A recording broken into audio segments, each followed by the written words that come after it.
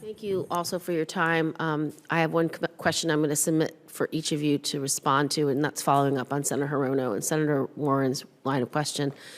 Lieutenant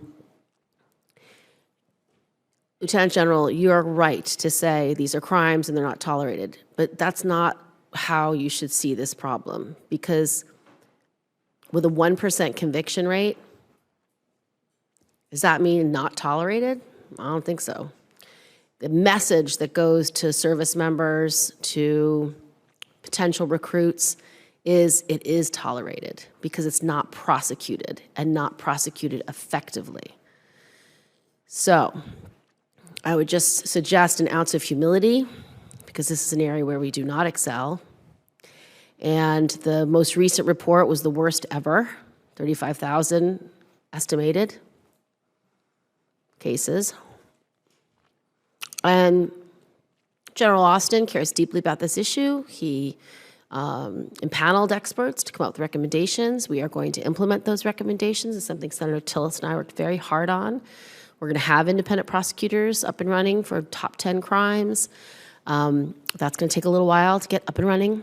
But what I would like is a thoughtful analysis from each of you about what you can do as commanders, as policymakers, to create a culture and to create a climate where the message is received that valuing your fellow service member is one of the most important characteristics that is necessary for promotion, that valuing your fellow service members is necessary character for you to stay in the military, and that sexual assault, sexual harassment, posting naked pictures of your fellow service members, all of that behavior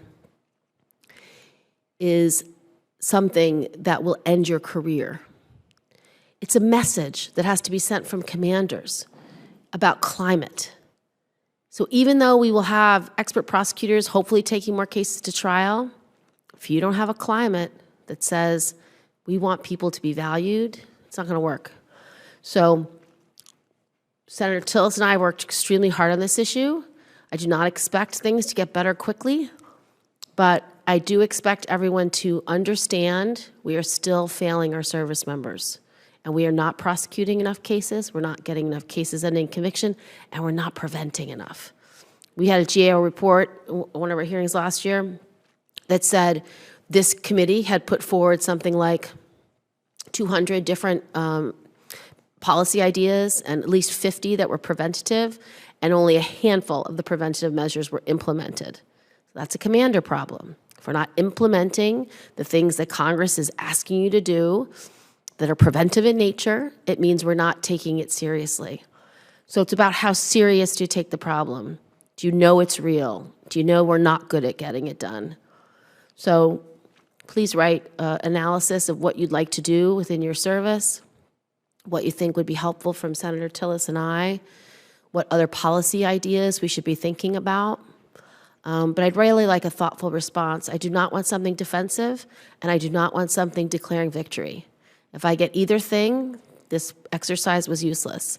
So I'd love big ideas, thoughtful ideas, and ones that Senator Tillis and I can work on for next year's personnel mark, because I promise you this problem is not going away, and it is a reason why especially women are not as interested in joining the armed services. So thank you for today. Thank you for your testimony. Thank you for being so thoughtful and responsive to each of the senators. This hearing is adjourned.